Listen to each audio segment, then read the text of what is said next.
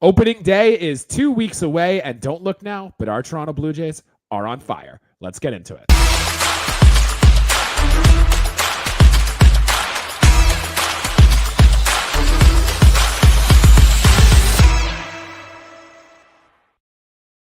Good evening, everybody. It is Thursday, March 13th, and welcome to episode 238 of Buds and Blue Jays.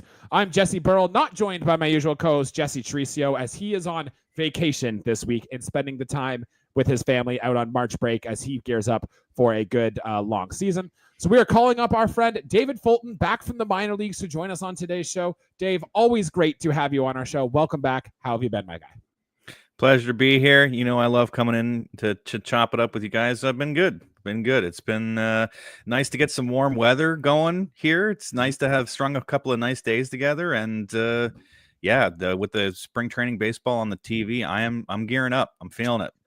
It's starting to feel like spring is here. The birds are chirping a little bit. It's all coming together. We are excited. No more doing these episodes while staring at snowstorms and minus 40 outside on the window. So we are happy about that.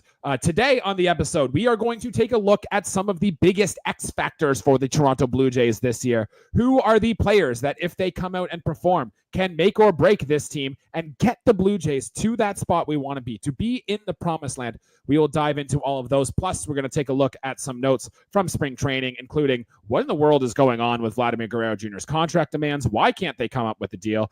What is going on with Eric Swanson, and are we going to get anything from him this year?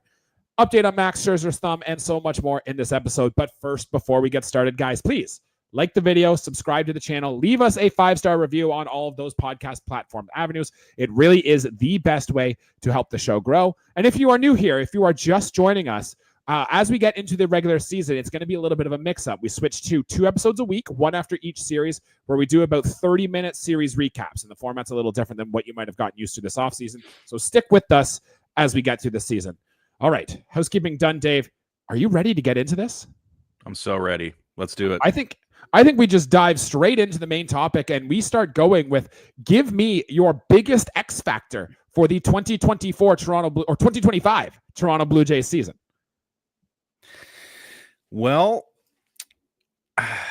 I thought about this a lot, and there's a lot of guys that I think that could fall under this. Like, obviously, you know, the last time I was on here, we did a lot of speculating about, you know, who's going to be here, who's not going to be here, what are we expecting out of people that are sticking around. I know I talked a lot about maybe that's part of the plan from the front office, is that they're expecting some of these guys internally to take a step forward. So honestly, I think the biggest X factor for me, at least as far as hitters is concerned, is Aurelvis Martinez. Okay, we'll start there. Go on. So he is a guy that I feel like can be a big difference maker because of the fact that the Jays have really been struggling to generate offense over the last couple of seasons. Specifically last year, they had some very notable struggles to push guys across the plate. And Aurelvis Martinez has hit, if I'm not mistaken, the second most home runs in the minor leagues over the last 2 seasons, and he missed half the year. So that's a guy that I'm looking at and saying, okay, if this guy can make the leap, which, you know, it's tough to break into the majors, but if he can get in there and earn himself a spot and continue to produce in the same kind of way in the majors that he has in the minors, that's a huge impact bat for them, I think. What does the upside look like for Aurelvis Martinez? Because in these X Factors thing, it's got to be this guy clicks, this guy booms, this guy really becomes a high impact player. So what does that look like on the field to you, Dave? That's a tough one to gauge. I mean, as for Martinez, obviously the upside is the offense. His defense has been okay. Like, I wouldn't say that it's like incredible, but I don't think it's been a net negative either, at least from what I've seen and from what I've read. But when you look at the stats that he's been putting up from at least 2021 onward, but especially in the last kind of year to year and a half, I mean, he's in top percentile for hard hit rate. He's in top percentile for barrel rate. it's the sort of power that we've been begging for anyone to have outside of Vlad. Really, they've been looking for impact bats ever since they pivoted away from the let's all hit home run strategy that they had going on a couple of years back. They're like, no, we can't. That's not sustainable. We can't do that. We have to be defense first. And then all of a sudden the offense dried up because they went too far in the other direction. That's it's went from one wild over correction to the other side, right? So if he can come in and 20 home runs, 25, that's a huge addition. That's a huge addition of power that we just don't have coming from a lot of other places in the lineup, or haven't in the past at the very least. So rather than it being a true 5-tool kind of impact, I think it's really just more about the bat. So, Dave, then if all things do go well and Aurelvis Martinez finds a way for continuous playing time and he does become that lefty masher that we think he could be, who ends up hitting more home runs? Like, I don't think he's going to get up to the Vlad or Santander levels of home. Probably not. No, I would say I could see a scenario where it goes Vlad, Santander, and then Martinez. Like if he plays a significant number of games, like if he can carve out a role right away, coming out of camp or in the early goings of May, somewhere in there, so he can play an appreciable amount of the season with the team. I think he has a real shot at being the third guy in the home run ranking. Like I could see him doing 20 to 25. That's kind of where I would see him at. So who hits more home runs this year then, Bo Bichette or Aurelvis Martinez?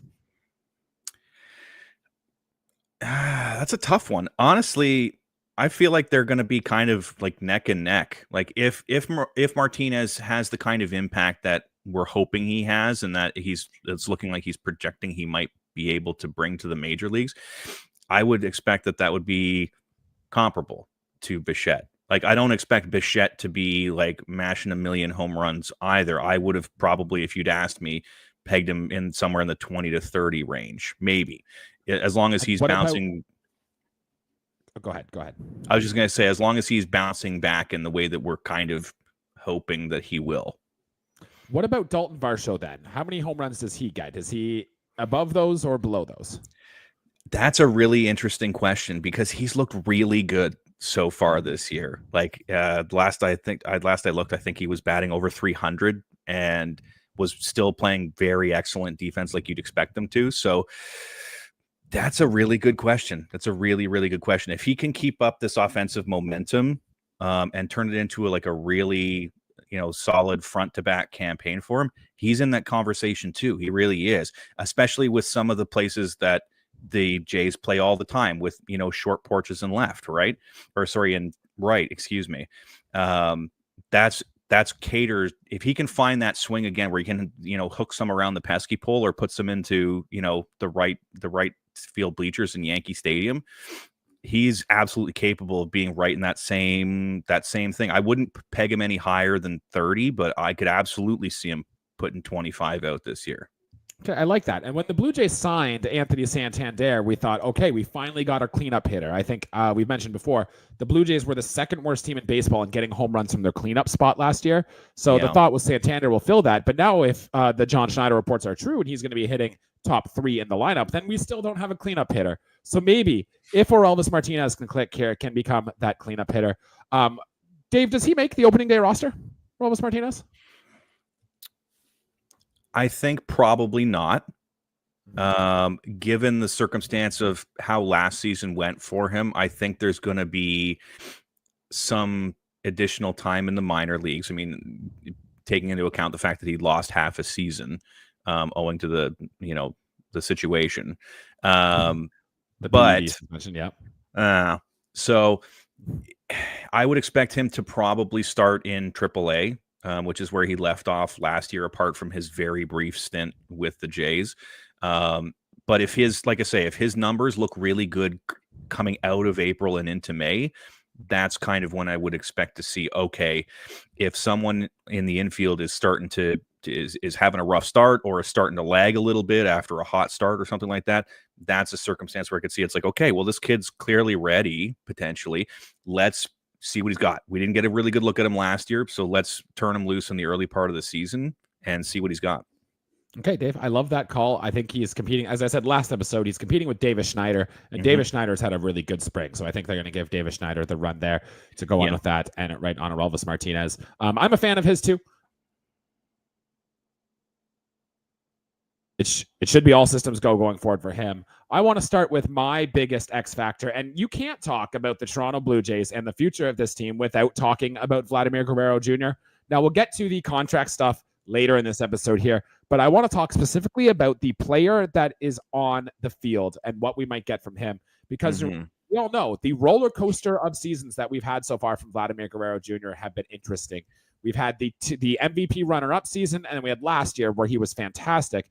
And then we've kind of just had those good but not great seasons from Vladimir Guerrero Jr. in the past. And I think if you want to, if this is true for any team in baseball, but your team will go as far as your best players take you. And Vladimir Guerrero Jr., without a doubt, is the Blue Jays' best player. So if the Blue Jays are going to have any chance of making a run, getting in this division, maybe sneaking into a wild card spot, and maybe making any run in the postseason at all, then Vladdy Guerrero Jr. needs to be the MVP level caliber bat we know he can be. So he is by far my biggest X factor for the 2024 or 2025 season. Big time. Yeah, I totally agree with you there. It's one that you don't think about, when we have these kinds of discussions, there is a tendency to kind of analyze the guys that are coming in on the fringes or coming up from the minors or who are, question mark free agent signings. But yeah, we absolutely, Vlad is the captain of this ship, and the team will go as he goes. So if he has another season like he did last year, we're looking pretty good probably. But if it's a situation like between, the MVP season and what we got last year, those kind of couple of weird years in the middle where you just didn't seem to have it, that's not a great sign. So yeah, absolutely. And we need him to stay healthy too on the field. He's been that mostly. He really has only missed a handful of games over the course of his big career so far. But the Jays really do need to stay healthy as he does enter a contract year. Worth noting, we have seen some players perform in a contract year. Dave, I want to get the OPS plus last year. So how much, or why don't we just do straight OPS? It was 940 last season after 788 and 818 the year before that. Where does Vlad's OPS finish in 2025? I do think that this is as much of an excellent player as he is, one that can drive kind of the boat by himself to a lesser or greater extent in a lot of cases. I do think that having other people around him that are also credible threats will unlock an additional level for him as well. Not to suggest that the guys on the roster last year were not that, but it was definitely Vlad and everyone else as far as the hitters were concerned, right? So if Santander comes as advertised and we get some bounce back seasons from some guys that have shown some big offensive pop in the past, or we have a guy like Aurelvis to come up from the minors and start smacking them right away, that just makes Vlad that much more deadly, right? Because it's like, okay, well, if Santander is mashing and whoever else is in front of Vlad is mashing, what do you do? Who do you want to pitch to, right? That's what makes the best team so successful, is when it's like, okay, we take a pass on this guy and we roll the dice with a different guy who's equally as dangerous or very close to the same level of danger, right? So I would say closer to 900 if we don't have that kind of dynamic in the lineup. But if we can figure out the dynamic with how the lineup's going to be set out and we have guys performing up to expectations, I wouldn't be shocked if he was close to 1,000. I really wouldn't. We know he has the capability. We know he can do that. So if we can get a couple of other like deadly guys in the lineup, guys that are consistently performing all year long, that's just going to, I think, unlock a new level for Vlad, and he's going to look like MVP form again. God, I hope so. And that'll go a long way for this Toronto Blue Jays team to reach their upside if Vladdy is indeed the one who is doing all this work and doing all this damage. I just want to see some more more bats, more home runs, like big Yep. flies from Vladimir Guerrero Jr. this year. And if this spring training is anything to do with it, he's well on his way. Dave, he hit a ball 117.2 miles per hour today. Ground ball single that just went through, and then he hit a double that was only a mere 110. So good game for Vlad. He's mashing, and he seems to be locked in by all accounts. So it's a good thing for our Toronto Blue Jays. All right, Dave, let's keep it rolling. Let's give us your next big X factor for the Toronto Blue Jays this year. All right. Well, I was when we talked about this beforehand, I was kind of rolling it around in my head and saying, okay, well, who's going to be? I tried to come up with one from each of the three kind of distinct aspects of the roster: one bat, okay, one starter, and one reliever or potential swing guy. And so I think for my starter pick, is kind of how I organized it in my head, is probably Bowden Francis. Again, what we're expecting out of the veterans. We all expect them to be as good as they were last year, or in the cases of the guys that slumped a little bit, to have a bounce back. Obviously, it sucks that Scherzer's already dealing with the thumb issue, but hopefully that's not a long-term sort of nagging sort of thing for him. So that kind of leaves me with, okay, who's the fifth person in this equation, and it's Bowden Francis. So I think he has the absolute ability here to pick up where he left off last year. I mean, he had excellent momentum down the second half of the season. And if he can recapture that form and continue that momentum, he has the chance of making a real difference for this pitching staff. Especially if the rest of the veteran guys that are on the staff are able to kind of continue at form or return to form. And Bowden Francis is able to kind of continue to perform at the level we saw him last year. That's a really good rotation. You have four veteran guys that are performing the way you expect, and then you have this fifth guy who came out of nowhere and is just pitching absolutely lights out. That's the makings of a really good rotation again. So, and then on the flip side of that, if we don't get that out of him, then it becomes the big question mark again, like the same thing that we had in years past, where it's like, okay, well, who's the fifth starter on this rotation, right? Is it going to be Alek Manoah? Is it going to be Yariel Rodriguez? Is it going to be some other guy that we're going to have to go out and pick up now? That's the real question mark. So I'm hoping that it's the former rather than the latter, that Bowden is able to pick up where he left off and solidify his place in the top five and leave no question about it. Yeah, so here's what we know about Bowden Francis in his career. We've talked a lot about his run in the second half last year, where he was doing those near no-hitters, where he looked absolutely dominant, one of the best 5-start stretches in Major League history that he went on. But we also know the Bowden Francis who made the opening day rotation out of camp last year as well, and made 2 starts and was demoted quickly. Do you take anything out of the fact that Bowden Francis is one of the few Blue Jays pitchers who's actually having a pretty rough spring right now? Does this matter to you at all? Yes and no. I mean, obviously, we try not to read too much into it because, I mean, we see weird stories and storylines come out of spring training every year. Like every season, there's one guy who's absolutely screaming hot in spring training. And then as soon as the season opens, he's like a dumpster fire, and vice versa. There have been plenty of guys that looked horrific in spring training. And then as soon as the season got going and they started, they get into the regularity of the schedule and they know that they're not worried about, am I going to make the roster or anything like that? And then it's like, okay, now I'm clicking on all cylinders. So I don't put too much stock in the fact that he's not looking 100% in spring training so far, because I feel like once training camp is over and it's, I've made the roster, then you kind of get into that pattern. It's like, okay, let's just focus on getting into this rhythm, get into this routine, and we'll figure it out from there.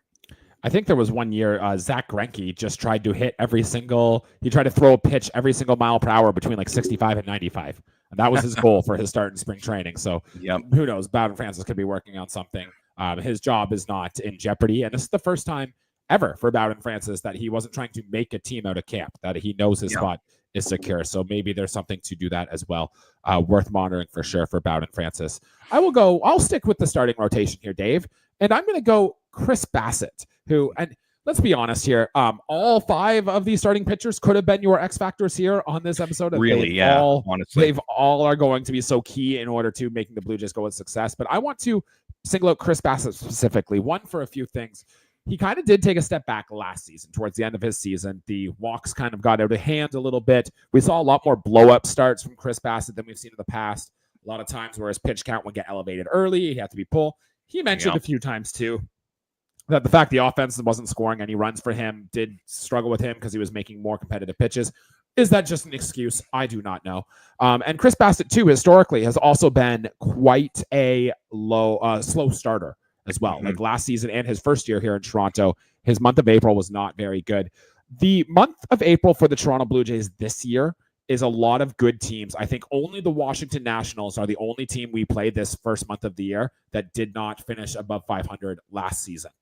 Or 500 or better last season. So it's very important we get out to a big start. And Chris Bassitt is going to be relied on to throwing a lot of these innings. For what it's worth, the Commanders look sharp this spring. So do with that information what you will.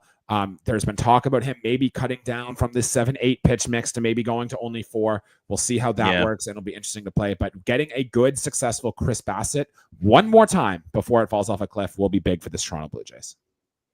Absolutely. I agree with your assessment 100%.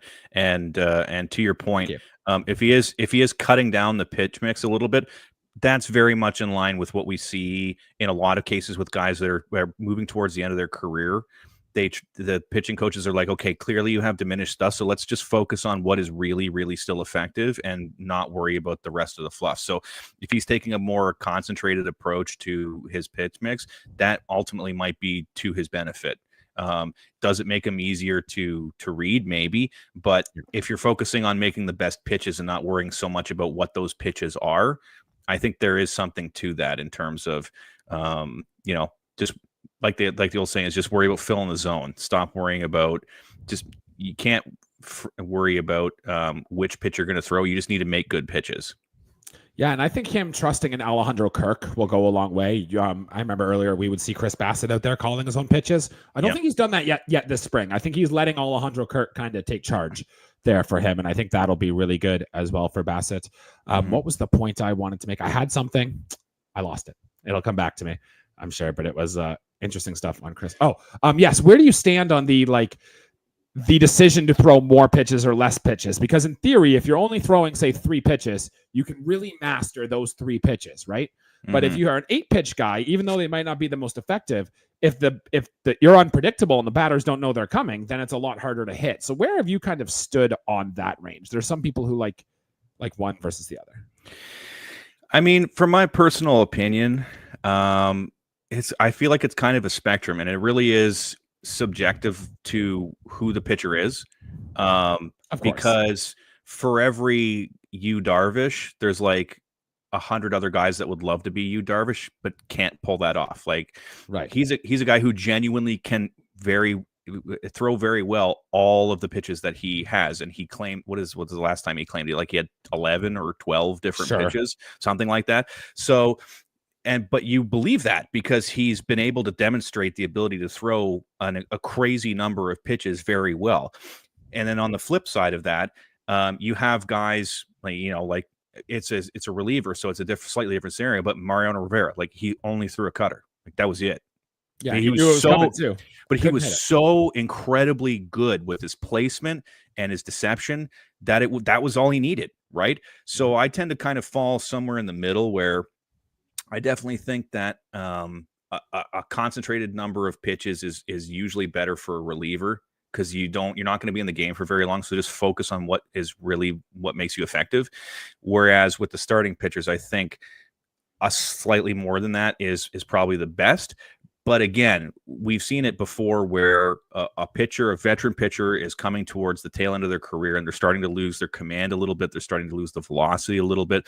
And the pitching coaches in a lot of cases are saying, okay, well, let's just worry about what you still have and trying to maximize and get every last bit of juice out of those pitches that are still really working for us. Yeah, and Chris Bassitt, I know historically can be sometimes quite stubborn, so getting that message across can be tough. Yeah. And me as well. I have that same problem too. So it's not. We'll see how that goes with Chris Bassitt, but definitely something we should pay attention for because him pitching well is definitely going to be a key for the success this season. Well, Dave, I guess we've done a hitter, we've done a starting pitcher. Let's talk bullpen now, and give me your bullpen X factor, the guy in the pen that can make a big difference for us this year. Well, See, I was flip-flopping on this one a little bit because one of the guys isn't necessarily going to be a reliever, question mark. We don't really know what role he's going to play. He could be both. And I'm sure you're probably cluing into that. I'm talking about Yariel Rodriguez. Of course, yes. Given that, we could stretch him out to be a 5-6 inning guy, and we could just shorten him up and say you're going to go out for 1 or 2, right? So I was initially going to gravitate towards choosing him because I do genuinely think that he has the ability to be an impact swingman, depending on the circumstance. But given that his role isn't really super clearly defined at this point in time, I didn't think it was. I wanted to go with Bowden for the starter, and the guy that I was thinking about for strictly just a reliever situation was Sandlin. Right. I am intrigued. I don't know if I'm super impressed with him yet, but I've watched some of his pitching, and it's like, okay, I definitely see why they went after you. And so I guess I'm scrutinizing him mostly because a lot of the other guys, I'm like, okay, I know what you guys can do. It's a question of will you, right?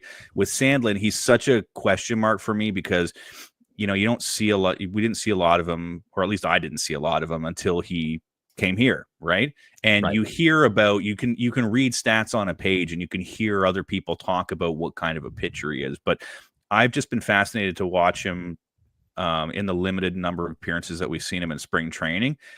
Just to see like, okay, well, how does this guy operate? What makes him tick? And if he comes as advertised, then I think that he could be a real difference maker in that bullpen. I don't know if he's going to, with the Swanson situation, if he's going to be tasked with doing some of the higher leverage stuff, or if he's going to be more of a let's get us through to the end here sort of thing, like a 6, 7, 8 kind of guy. But whatever role he ends up, kind of settling into here, I think he has the potential to kind of really tie this together from the long relief guys to the guys that we're anticipating might be towards the back end of that, like to finish games out. For what it's worth, too, for Nick Sandlin this spring, this was coming into the game today where I believe his pitch, but he's only pitched 2 innings, so he's gotten 2 appearances. So that's what I mean. He did give up a solo home run, but he does have 3 strikeouts and only 1 walk. So those are all things that you'll take. Extremely small sample size, and spring training doesn't really matter anyway. But it's worth noting for Nick Sandlin. He'll be on the team. The Blue Jays like him. They like his ability to have reverse platoon splits, as opposed to use that splitter. And look, the Blue Jays have been adding a lot of splitter guys to them. And when you have Kevin Gausman on your staff, getting these splitter guys would work well. We said the same thing when the Blue Jays traded for Eric Swanson a few years ago, and he put together a good, at least first year here with Toronto as well. So I'm with you on that. A quick mention, because you did bring up Yariel Rodriguez, and I think he is absolutely a big X factor for this team that maybe not many people are talking about, because we know the Blue Jays are going to go through the season with using more than 5 starters. It's not just going to be those guys. And if you look at the starting pitching depth, I don't think we're going to give Ryan Yarbrough many starts. It might be like a bulk guy. So it's going to be Yariel Rodriguez is the next man up. And if you look down at AAA Buffalo right now, it's like Jake Bloss has not had a good spring, although the velocity looks up, but needs a bit more seasoning down there. Yeah. And then you don't have to get that far down that list. Like Adam Macko is hurt. Adam Kloffenstein is slow wrapping up here. It's not long before you get to Andrew Bash and guys like that. Making starts for your team this year. And if that's happening early for the Blue Jays, that's trouble. I'm kind of comparing what's happening here with Yariel Rodriguez to how the Blue Jays handled Nate Pearson all those years. Different player, because Nate Pearson had the electric fastball and was a top 100 prospect for years. Yariel was not, but it's kind of similar. The Blue Jays always wanted to ride out Nate Pearson as a starter because they thought, well, what if he just turns into Justin Verlander? Yeah. Right? Like, what if that happens? And I think they're trying to do the same thing here with Yariel Rodriguez. But at some point, if the guy is good and can go to the pen and be a good reliever, like, that's not a bad thing to have a very good reliever, Jeff Hoffman was a starter, turned into a great reliever. Emmanuel Clase started up as a starter, turned into a dominant reliever. I think it might be best that stuff can play up. And for a guy who does deal with command issues sometimes, right, maybe that guy can play a little better in the bullpen than he could in the starting rotation. So it'll be interesting to see what happens with him throughout the course of the season. Yeah, definitely. I think as to your point, I think deployment is going to be really important here, especially. I honestly wouldn't be shocked, given that Yarbrough is very familiar with playing this kind of role too, that if we get into a situation where it's like, okay, we got to fill a start or we need to fill a couple of starts here, that you give Yarbrough like 3 of those innings, 4 of those innings, and then you give Yariel 3 or 4 of those innings. Just try and soak piggyback off each other, right? Exactly. Turn it into a 2 long relief guys kind of situation, and then if you're in a position where you're ahead in the game, you bring in the guy for the 9th, and if not, then you just bring out one of your cleanup guys to soak that last inning, and you're through the game, right? So from a deployment standpoint, I think that's going to be really, really critical in terms of what kind of an impact he does have for us. Makes a lot of sense to me, Dave. I like the way you're thinking. I like the way your head is at there about your bullpen. This next guy, the X factor I'm going to bring up here, isn't really my X factor, but I just want to make note. I was watching the Blue Jays spring training game this afternoon, and Jimmy Garcia came onto the mound, and I think he threw 11 pitches, got 3 strikeouts, and just looked like he was toying. I felt bad for some of these Baltimore Orioles prospects who had to come in and face Jimmy Garcia, throwing 98 heaters, spinning those curveballs in there. He threw a couple changeups too that I was like, Jesus, Jimmy, this is just not fair.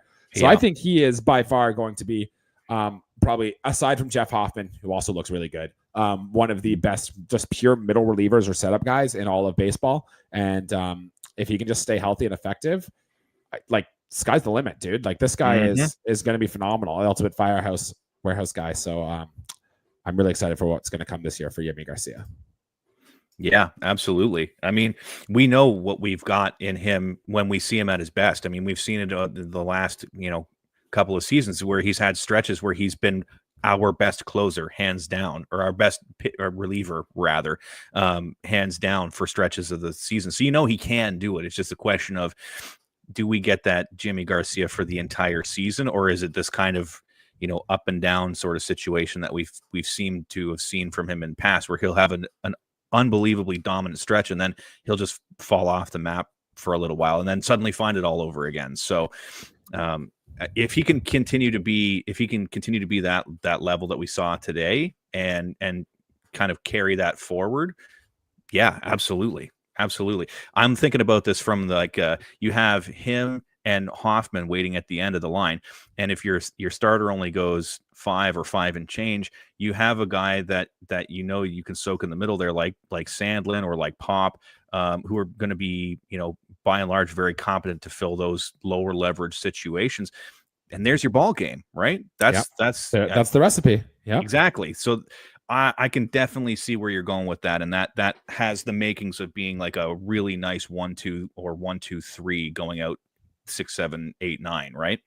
So I like that. It's a good system, a good way to draw it up. I think John Schneider also likes what you're hearing if he can just pencil that in to how he wins his ball games every night. We got time for one more each, Dave. So let's go back to the hitting side here. And let's pick one each. I'll go first. Okay. And there's a lot of interesting names we can pick up here. I know. George Springer being an X factor is absolutely one of them, just because he was so dreadful and we know he could be good. But I'm going to go with Andres Jimenez as my pick here of who can be an X factor for the Toronto Blue Jays. Because if you want to look at a player's floor versus the player's ceiling, and we know what even the floor for Andres Jimenez is probably what he did last year in Cleveland, right? A below average hitter, but he's going to come through. He's going to play great glove defense and whatnot. His spring training numbers have just been okay. I think he's got like a 90 WRC plus. He's been fine. Yeah. But the big thing with him is that the Blue Jays seem to believe in the bat. Like I said this at the time of the trade, you don't make this trade for Andres Jimenez unless you believe that bat can come back to normal. Now, we're not getting the guy that was here 2 years ago in Cleveland, the guy that was like 6th in MVP voting. Nobody is expecting that guy to come here.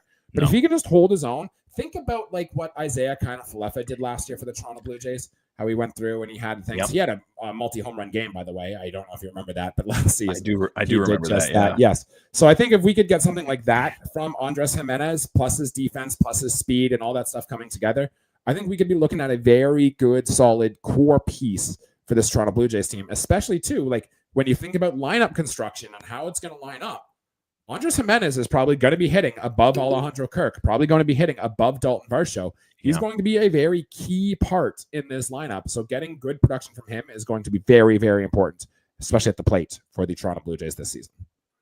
Yeah, absolutely. I'm hopeful. I mean, I want to see it before I believe it, obviously, but we know that the potential's in there. So it's just a question of can the hitting coaches and can he bring himself back to, you know, approaching that level at the very least. And I agree with you. I think he's going to be a critical component, kind of like a 5-6 sort of situation. Like I don't anticipate him being in the top 3, top 4, but I could definitely see him be the 5 hitter. Absolutely.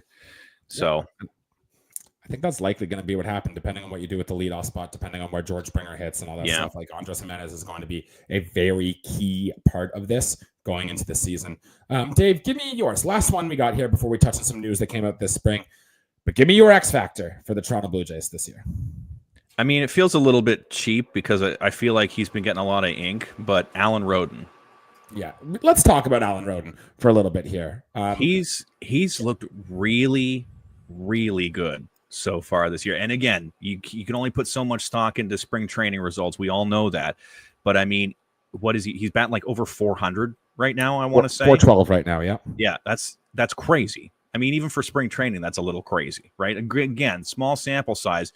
But I mean, if you've got, you know, he's got a couple of knocks. The OPS is over 1,400 right now. That's good. Yeah, I'd say so. So I would not be surprised at all if he does break camp with the team based on what we're seeing right now.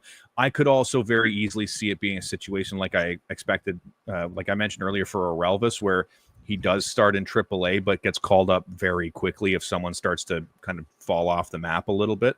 But if he broke camp with the team, I wouldn't be shocked at all. And I think he has a real chance of being the best rookie on this team based on what I've seen from him so far and based on what we've seen from him in the minors. Yeah, really impressive stuff from Alan Roden. When Ross Atkins talked him up at the beginning of camp and then he goes out and does this, like I don't think you could have expected anything better. Dave, like I'm just looking at the stats here. You mentioned the OPS, you mentioned the batting average. 2 doubles, 2 home runs as well to go on there.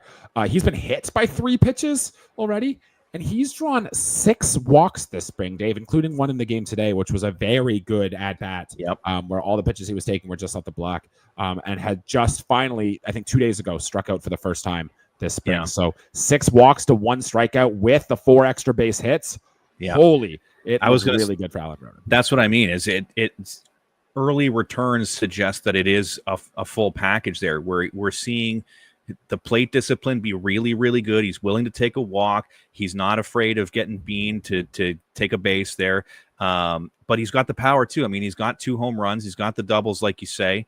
So yeah, it's been kind of a mix of everything for me. And that's why I'm like I liked him before this season, but I really like him now.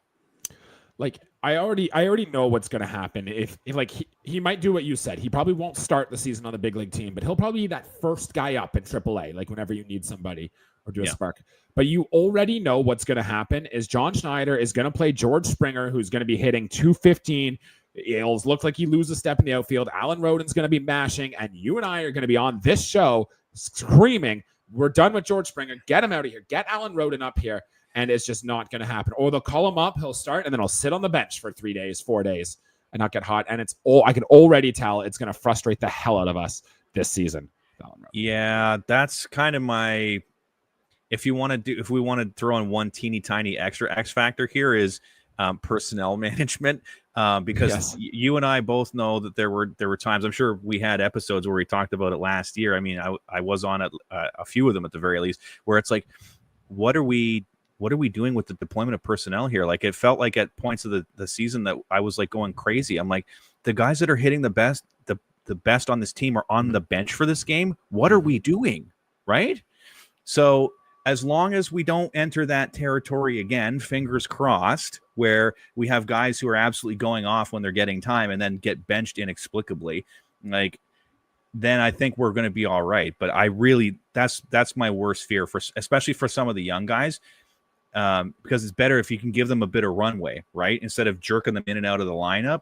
That doesn't help anybody usually. So if you're going to bring them up, give them a nice stretch of games in a row. Like, don't give them a day off. Don't give them time to rest. They have to acclimate to what that schedule looks like, to what that major league pace feels like, right? Yeah. And getting into that rhythm is so key for so many guys. So, like, I understand if you're facing a really tough lefty, like Garrett Crochet is coming into town, right? Sure. And Joey Loperfido is coming off a 2 home run game. I still think you put Joey Loperfido in that lineup. Yeah, right? absolutely. He might go through and get a little bloop and understand the metrics say, no, you're probably better off starting Davis Schneider against a Garrett Crochet or something like that. But it's like, I think you got to give it a shot. My theory is, Dave, as we look through like the lineup that the Blue Jays are going to get together, we still don't know if Bo's going to be like the cleanup man or the leadoff guy. Either way, we know there is kind of a spot available. I think we should just have one of those spots just known as the designated hot player spot. So if Will Wagner's 5 for his last 8, he's your leadoff man tomorrow. If Joey Loperfido is, just coming off that 2 home run game, he's the leadoff man tomorrow. And you just kind of cycle through a guy in the top of the order who has been putting stuff together, who has been hot, and just see if that can work. Absolutely. I know they'll never do that, but I think in theory it makes a lot of sense, and I would love to see the Blue Jays do that.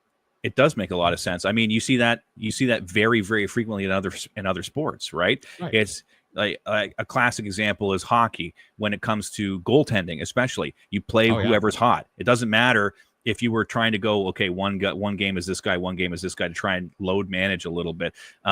If a guy is screaming hot, you keep putting him in, right? You do give him time off eventually. Like, you don't run him into the ground. But especially as far as it pertains to baseball, like, you have to give them a stretch. And then once they've played their way out of the lineup, then put someone else in. Don't, like, I was so frustrated last year where I'd look at the box score for a game and it's like, oh, Davis Schneider went 3 for 5. And then the next game he's on the bench. Excuse me? No. He got 3 hits yesterday. You need to put him back in the lineup. He's one of the only guys that's going for us right now. Baseball's a rhythm game. The more pitches they see, the consistency you get, the better these players will be. It's like it doesn't take much to figure that out. You really should know about that going forward, which I would love to see more of that this season. That's been one of my biggest gripes, actually, with John Schneider at his time at manager, is sometimes you've just got to let these guys do the thing. And I guarantee you we're going to be yelling about it later in this season. Probably even as soon as March 29th, for goodness sake, as soon as it goes there. So we might it's very definitely well going to happen. All right, Dave. Any honorable mentions for an X Factor this year? We don't have to go into detail, but just a name you wanted to throw out there. I was going to say X Factor. It's not really. Like, I like John Kasevich. I do. Yeah, prospects. Yeah.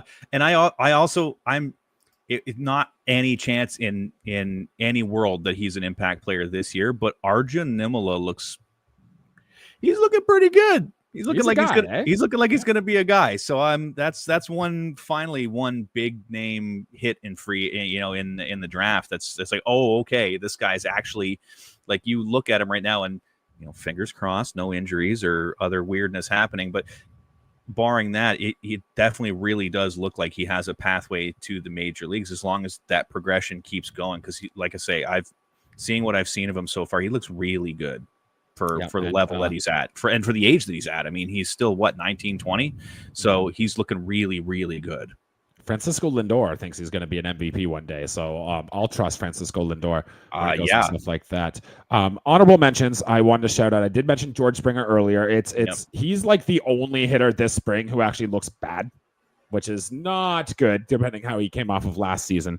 So note that. But we got to mention Bo Bichette. He's got to come back to be that guy that he was a few years ago. Dalton Varsho's hitting the crap out of the home runs this spring. Yes, he is. That shoulder, I don't know, man. It's starting to look good every day. I think it's starting to get in there. So if he turns into a 30 home run guy, that could be important. Wanted to mention that too. And then I wanted to also mention Alek Manoah, because he's kind of the forgotten man here. We're not going to get him back until like in the second half of the season. But if you want to look at X factors for the course of the whole season, getting good pitching from motivated and I want to say almost like pissed off Alek Manoah is going to be very good. So it's a storyline we're going to be monitoring later in the year. But we've talked about the Blue Jays starting pitching depth already. Maybe they just need a guy like Alek Manoah to come in here and give that team a boost when you need it the most. So Sure. just wanted to make sure we mentioned those names. Definitely. Yeah. I mean, if who's a bigger question mark for the back half of the season than Alek Manoah, right? If he comes in, and I know I've talked to you about this before, but Alek seems to pitch his best when he's fired up, when he's really mad, when he's playing with that ferocious emotion that we used to see from like Marcus Stroman, right? Guys like that, they feed off of that energy, right? And a lot of the flat starts that Manoah had were ones where he just looked disengaged. He didn't seem like he wasn't emotional. He was like upset, if you know what I mean, in the difference there, where it looked like he was off his game because he wasn't feeling it, as opposed to like, no, I'm going to go out there and I'm going to shove this down your throat and you're going to like it. And at the end of the game, I'm coming off after 7 innings with the W, right? We just didn't really see that in a lot of the cases where he was getting hit around. So I would absolutely love if we could get attitude Manoah back for the second half of the season and have a couple games where he absolutely shoves to get his confidence back. Just a friendly reminder, too, if you don't remember what Alek Manoah did last year, he only made 5 starts. This first one came in Washington. His line was 4 innings, 7 runs, 4 walks, gave up 2 home runs. But I think if you remember, he got into some trouble early, then really settled in. And then I think it was the 4th inning where he gave up a bunch. Then his next 2 starts, he went 7 innings both time. 1 struck out 6, gave up 4 hits. The next one, no earned runs. He pitched 7 shutout against the Tampa Bay Rays, for goodness sake. So that was really good. Then, gave up some hits against the Tigers, and then his next start, he only got 5 outs against the White Sox, but he struck out 3 of those 5 batters before having to leave with injury against the White Sox. So that's what we got from Alek Manoah there. Very, very interesting to hear from him. All right. Those are our X factors for the Toronto Blue Jays this season, guys. We want to hear from you. If you are watching us live, leave a comment on who you think. Holiday Fan 32 already did shout out Dalton Varsho, so shout out to him. We want to make sure that, we like what we're seeing from him this spring. It could be very fun. Absolutely, yes. I do want to get to some minor news and notes to finish up this episode of what has happened this spring training. And the most notable piece here is that Eric Swanson is going to see a doctor. He got an MRI done on his forearm. And Dave, you'd never like to see this from pitchers, especially in spring, especially from a guy like Swanson, who the Blue Jays, you could say whether you believe him or not, but they were convinced that Eric Swanson was going to be a very key part to this bullpen. In turn, we have re-signed Dillon Tate to a major league contract, $1.4 million with escalators for innings pitched in there. What's your reaction to all this for Eric Swanson and then the re-signing of Dillon Tate? Man, it's tough, right? I mean, you never want to see this for any guy because you feel bad for them. It's their livelihood and their ability to earn while they still can. And you anytime it's like, oh, I need to see a doctor about my arm, you're like, oh, not great. Mm-hmm. So I'm wishing the best for him. I hope it's not as serious as it could potentially be. And I'm kind of bummed too because I was really hoping for a Swanson resurgence this year. I really was. Because if we get Swanson back and we've got Hoffman firing on all cylinders, we got Jimmy Garcia firing on all cylinders, Sandlin is pitching well. You're starting to get a really good looking bullpen there. And that's something that we just didn't have a lot of last year. And I'd love for us to go back to having that. Right. So name me your bullpen. Give me your starting, 7 or 8 pitchers that'll open up the season in the bullpen for the Blue Jays right now. That's a really good question. I mean, obviously, I think Hoffman and Garcia and Sandlin, because we've been talking about them a lot. And Chad Green, too. Like, those are Green. Yeah, exactly. And then after that, it gets a little murky for me. I'm assuming that at least to start, that Yariel's going to be probably in the bullpen, unless one of these guys doesn't start, like unless one of the starters is injured coming into the beginning of the season, then probably he's like an opener 3-inning type of situation where he's technically a starter. But I guess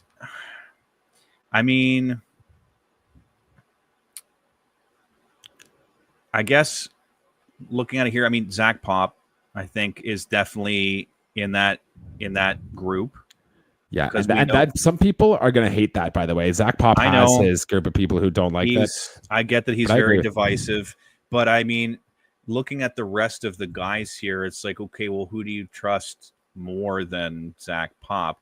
Tommy Nance, I don't know. I don't think I've seen enough of him to know one way or the other. There were times when I thought he pitched really well last year and said so. And then there were other times where he got absolutely lit up. So I don't know. I need to see more from Tommy Nance before I'm putting him in that spot. And I don't know. Dillon Tate, okay, I guess he's going to be on the roster because he's filling a hole for someone else, but I don't expect him to. I would not necessarily get, like, if everyone's healthy, I don't think that he is one of the guys that you go to, right?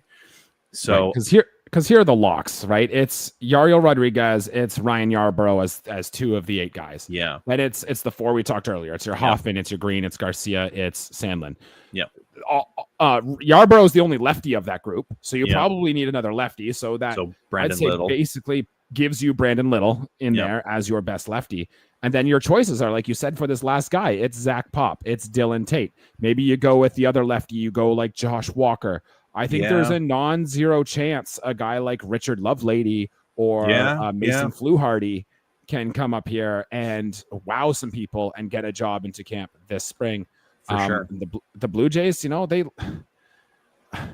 like Nick Robertson has survived being on the 40-man roster this whole winter so far and looks like he will. So maybe he'll get in there too. It's so tough. I honestly wouldn't be shocked if that final spot just becomes a rotation. Like we're just going to bring guys up for a couple of weeks, a week or two at a time. Show me what you've got, and then once a guy sticks, they're just going to stick with that for the time being until he plays his way back out of the lineup. And I'm honestly fine with that because that guy's probably a bulk guy or a guy who's coming in to do cleanup after we're getting our asses kicked. So I'm not really that worried about it. I'm more concerned like the first 4 or 5 on that list. Those are the guys that we really need to come through because at the end of the day, like, is it nice to have 8 killers in the bullpen? Absolutely. Do most teams have 8 killers in the bullpen? No, absolutely not. Most of them have 3 to 5 guys that are absolutely deadly. And then they have 3 to 5 guys who are competent. So as long as the guys outside of the big 3 or 4 that we talked about through different parts of the episode are competent, I don't really care what the name on the back of the jersey is, as long as they're getting the innings in and they're getting the job done. One thing worth noting, though, is that when the Blue Jays did sign Dillon Tate here, is that I think they've realized, oh, crap, maybe our bullpen isn't as set as we think it should be, and we do need some reinforcements in here. I wonder if a guy like a David Robertson, a Phil Maton, a Craig Kimbrell even, or a Joe Kelly is brought in here to come in and help relieve this middle relief corps. It would be wild, wouldn't it? That would be wild. Is, but yeah, I was gonna say that would be wild because I used to.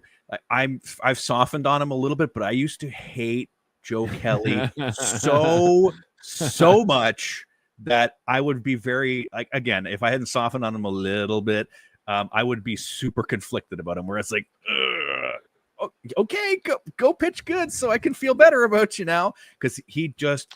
Especially when he was on the Red Sox, he just tortured us, man. Tortured us. I remember an era of time where every time we were playing the Red Sox and Joe Kelly came in, I'm like, well, that's the game right there. We ain't getting a hit off this guy because he just absolutely murders us every time he comes into the game. So whatever. I'll just turn the TV off now. It's fine.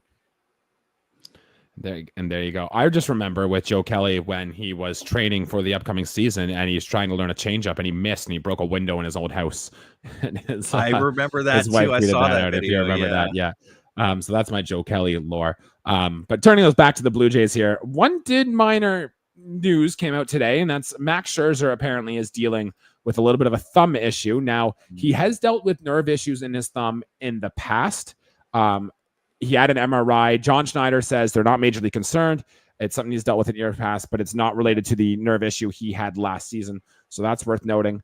But I also want to say Caleb Joseph, the Blue Jays announcer, was on Blair and Barker today, and he says His understanding is that it is indeed a nerve issue. And whenever you're talking about nerves and a thumb, that scares him. So it would go directly against the John Schneider quote of not being worried. And this Blue Jays staff before, remember, Eric Swanson was supposed to be just shut down for a few days. Ryan Burr was supposed to be back after a little bit. Neither of them have come back, right? So yeah. How concerned are we about this Max Scherzer thumb injury, if at all? I'm more concerned about it than I think I should be. And I think that is only due to the fact that, like you said, this front office has been kind of murky about this stuff in the past, where they seem to undersell what's going on. And then all of a sudden it's like, oh, they're out for 4 to 6 weeks. And you're like, right. Excuse me? You just told us he was going to be out for a couple of days. You just told us it was, so it's not that I distrust them. It's just I'm worried that I don't know if it's a PR thing or if it's just they're genuinely underselling the seriousness of stuff that's going on with the guys, which I really hope isn't the case. But I am slightly more worried about it than I might otherwise be. Again, because if it is genuinely a nerve issue, like Caleb seemed to be suggesting, that's never something that you want to have happen, because if you can't feel your hand, you can't throw a ball very well, or at the very least, you can't throw it as well as you would have otherwise, right? So I'm keeping my fingers crossed for him, but I don't know. We should get another update tomorrow, so stay tuned for that on Max Scherzer. It's worth noting, we've talked about the Blue Jays pitching depth. We kind of need Max Scherzer to be good and effective and on the mound this year for the Blue Jays to get there. So that is very important and definitely worth paying attention to as we go going forward. Dave, we got like 3 minutes left in their episode. Did you have any thoughts on this Vlad contract rumors things where Shai Davidi reporting they're only about $50 million apart, which is like it's Miles Straw money and they can't get a deal done. And I don't want to dive into it too much, but do you have a thought while we're here? Not really. I'm kind of of the same opinion as you. I think I've made my feelings about Vlad's contract in the past pretty evident. If I remember correctly, the last time that I was on the show, I was basically screaming at the front office, just sign him right now, because if you let this go, he's going to have the absolute monster of all monster seasons, and you're going to have to pay him way more. Right?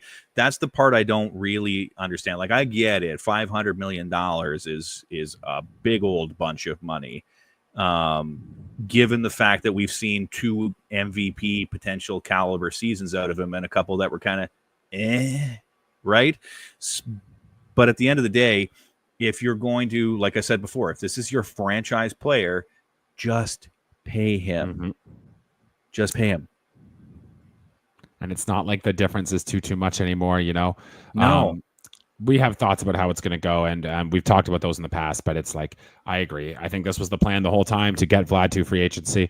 We'll see how it goes. I guarantee you this will not be the last time we talk about this. One thing that does irk me a little bit about this, though, Dave, is that today reporters were asking him about it, and he wouldn't talk to the Blue Jays media, yet he's going to talking to the national media about this stuff. That's not the type of thing I love. And for a guy who says, I really don't want this thing to become a distraction, what's going to happen if Vlad isn't talking to the media about it? The media is going to start asking his teammates about it. And that's when it really does start to become a distraction and a problem. So this is going to be messy all season. Yeah. And you already know our first visit to Boston, our first visit to Yankee Stadium, our first visit to San Francisco, you already know that they're going to get a bunch of questions. The whole first day is going to be like, well, let's talk about Vlad and where he wants to spend this winter. And those rumors are going to come out. So it's going to be a long overarching theme for the season all year. Yeah. And as I recall, same with my point from earlier, I'm pretty sure I said the last time I was on too, that part of the reason that you want to sign him as soon as possible is to avoid it becoming a scene. Yeah. Bingo. Right. We don't need any more of this drama around the team. We don't need any more storylines coming out of this. We don't need opposing fans, jeering at him and saying, hey, come sign with the Yankees, come sign with the Red Sox. Right. We didn't need any of that. We could have signed him weeks ago, and then none of this is stuff that we're talking about. But instead, we've allowed it to get to this point.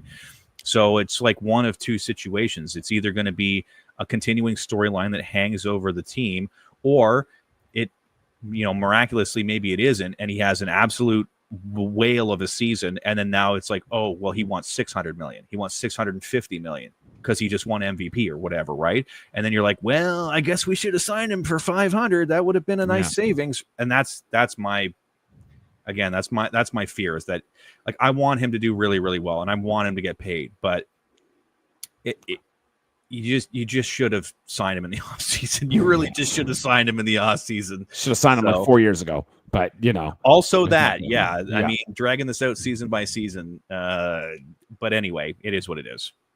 Yes, indeed. And we will touch on it a lot more as we get into the season. That'll do it for episode here today, guys. Good conversation on the X factors and the guys who are make or break our Toronto Blue Jays season. We are 2 weeks away from opening day. Very, very excited for that. So it'll be here before you know it. Next week, we're going to do the fan favorite episode. It's the bold prediction episode, and it's one of the most fun episodes doing all year. So if you guys are watching and you want to include one of your bold predictions into the show, let us know. We will share it. We will put it on our show. If you want to send us in a video clip, honestly, of you giving your bold prediction, we will air that as well, and that can be really good. So we are excited for that as we start to get working on those. Dave, any last thoughts before we get out of here today? I am looking forward to that one. You know me, I love me some spicy takes, so I'm tuning in for that one, definitely. Perfect. Even better. We hope to see you all there. In the meantime, like the video, subscribe to the channel, all that good stuff. For Dave Fulton, I am Jesse Burrell. Thank you all for watching, and let's go Blue Jays. Let's go Blue Jays. Woohoo!